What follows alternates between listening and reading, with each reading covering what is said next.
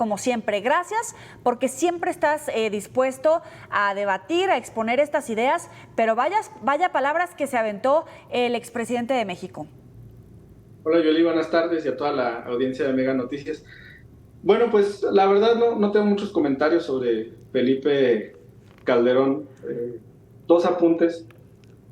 Hay testimonios de quien entonces era ministro de la Suprema Corte de Justicia de la Nación, Arturo Saldívar, que después fue presidente, en relación a que recibió presiones de Calderón con el caso de la guardería ABC. Anteriormente la Suprema Corte tenía facultad en nuestro país de realizar un análisis por violaciones graves en materia de derechos humanos. Ahora esa facultad ya se movió a la CNDH, ya no tiene la Corte. Pero si alguien actuó con desdén y con presión al Poder Judicial fue precisamente Felipe Calderón. Y lo que buscamos con esta reforma pues es transparentar al Poder Judicial Federal, actualizarlo y también hacerlo austero. Hay varias cosas que nos preocupan. Primero, en materia de nepotismo, al Poder Judicial Federal se le conoce como Poder Judicial Familiar. Hay estudios que señalan que los jueces y magistrados, el 80% de ellos tienen por lo menos un familiar dentro del Poder Judicial. Y también, por otro lado, tenemos un pendiente muy grave en materia de paridad. Solamente el 24% de las personas juzgadoras en el país son mujeres. Esto va a formar parte, por supuesto, de la reforma al Poder Judicial Federal. Y mañana inician los foros con mucho respeto en un diálogo republicano. Esperamos la visita a las 5 de la tarde de las y los 11 ministros de la Suprema Corte y las y los 6 consejeros de la Judicatura, más Norma Piña, que tiene una cachucha dual. Entonces, la ministra Norma Piña sí acude a estos foros, porque también escuchábamos el mensaje pues que evidentemente da a los integrantes, a los trabajadores del sistema. Pues nosotros esperamos que, si tiene ese ánimo de diálogo, se acerque a la Cámara de Diputados y pueda expresar ahí el mensaje. Y no solo ella, si van los 11 ministros, los 11 tendrían oportunidad de hablar. Tendríamos también la participación de las y los consejeros de la Judicatura Federal, que te decía que son 6, ahí ya llevaríamos 17 ponentes, además de la Asociación de Jueces y Magistrados, 18, y del sindicato, 19, más las participaciones de los coordinadores de los grupos parlamentarios. Entonces vamos a tener un diálogo con la intervención de por lo menos 25 personas. El formato de mañana no es de confrontación ni de debate, es de fijación de posturas.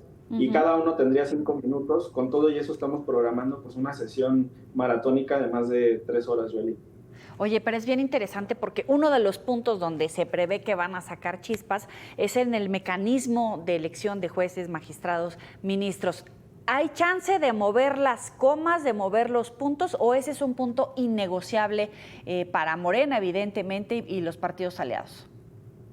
Hoy en los debates de la Comisión Permanente me llamó la atención el discurso del senador Julen Rementería, quien habló de expandir, de profundizar en la reforma del presidente López Obrador, y los mensajes de otros legisladores de oposición que hicieron mucho énfasis en la justicia local.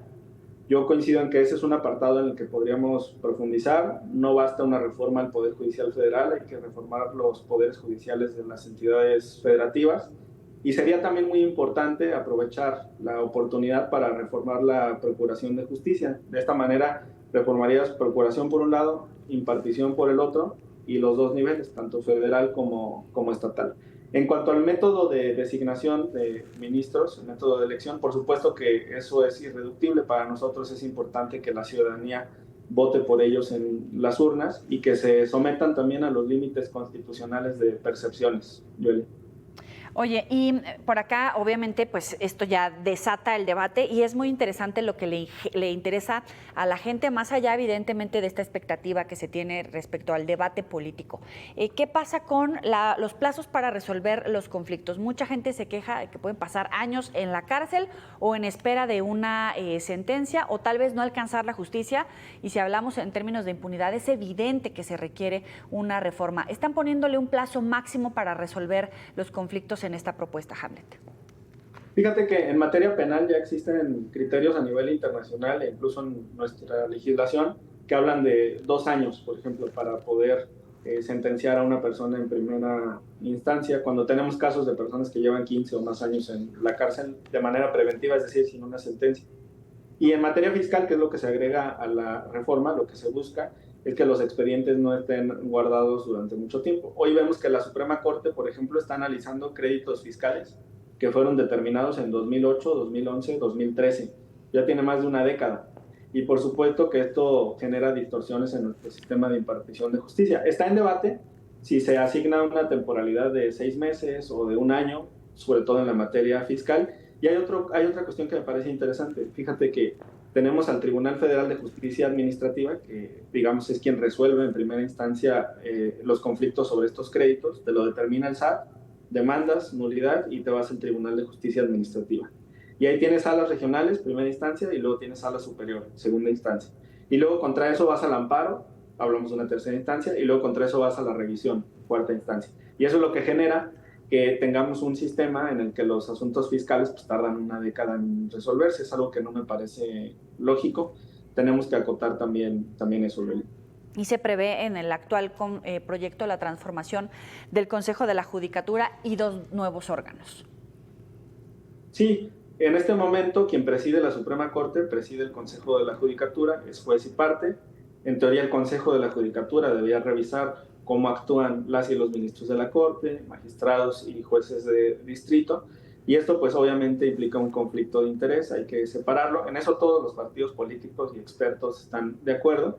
El Consejo de la Judicatura tiene 2 funciones: administra todos los recursos humanos y materiales para la impartición de justicia y también aplica la disciplina al interior del Poder Judicial.